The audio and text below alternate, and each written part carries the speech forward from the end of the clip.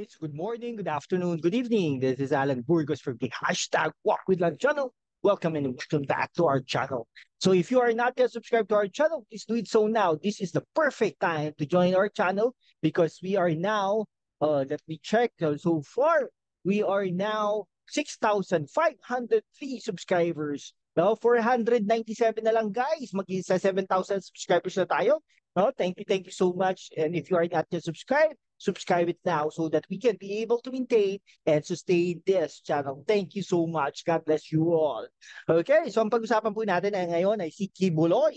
Ayan. Si Kibuloy po ay, according to him, is an appointed son of God. No? Sana all. Joke lang. Okay. So ano po yan, no? Matalik na kaibigan po yan, dating Pangulong Duterte.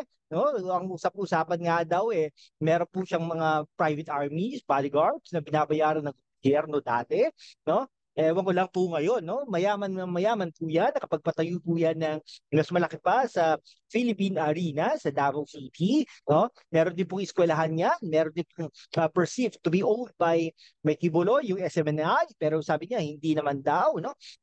May mga kaso po yan, wanted po yan sa FBI. Hindi ko lang po alam bakit hindi pa nauuli, no? Yan si Kibuloy ay ano po yan, no? Yan, religion, no? May religion naman, di ba? Tapos wanted po yan sa FBI, sa US. Kaya nga po hindi basta-basta makakapunta yan o hindi na makakapunta yan sa USA or sa United States of America. Hindi ko lang po alam kung may mga pawang katotohanan ng mga binibintang sa kanya.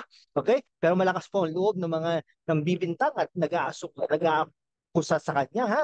Talagang harap-harap sinasabi niya, sinasabi nila no. Now, may mga ano po, investigation po no sa Senado at saka sa Kongreso. Pinatawag na rin po siya sa Kongreso no. Kung hindi po siya ate ay magkakaroon ng warrant of arrest. Ganun din sa Senado, iniintay na lang po ang pirma ni Senate President Zubiri na inihain naman ng committee chairperson na si Risa Hontiveros. So, no, matapang po si Risa Hontiveros, walang inaatrasan. Yung mga ano po no, mga leader-leader ng mga relihiyon.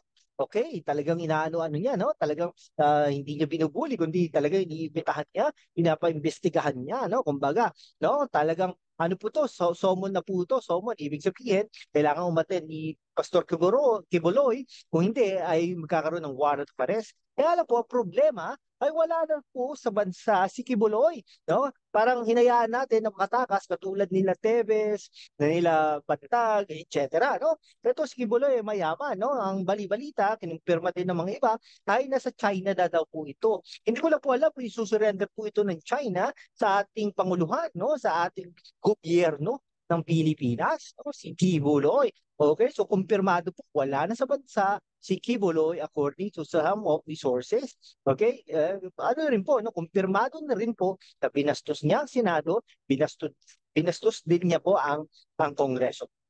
Okay? So pero in the past po no, tama naman po, no? May mga pastor, may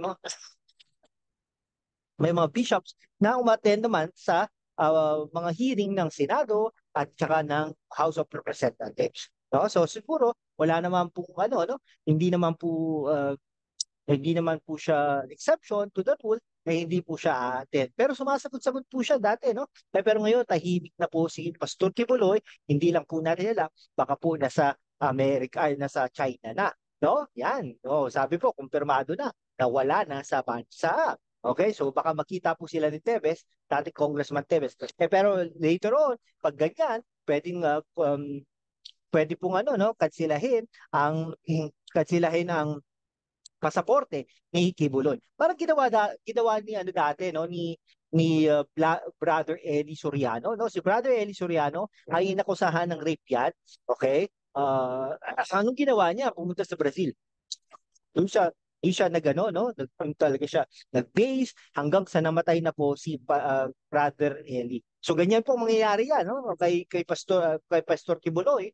Kung ano po hindi niya maayos yan ay talagang tuloy-tuloy na yan na doon na siya mamamatay sa ibang bansa. Okay, so kayo po ba ano pong dito opinion nyo sa pagkawala Pastor Kibuloy sa limelight, no? Nasa ibang bansa na kaya siya o nasa Davao pa siya, no? Kikita natin ngayon yan, ngayong linggo, pag nag-resume ng ang tawag doon ng investigation ang Senado at ang Kongreso this week. Sige. Thank you so much guys. Maraming salamat. Kung hindi ka pa nakapag-subscribe, mag-subscribe ka naman para naman tuloy-tuloy tayo ang paglago ng ating channel. Maraming salamat po sa inyo guys. God bless you all.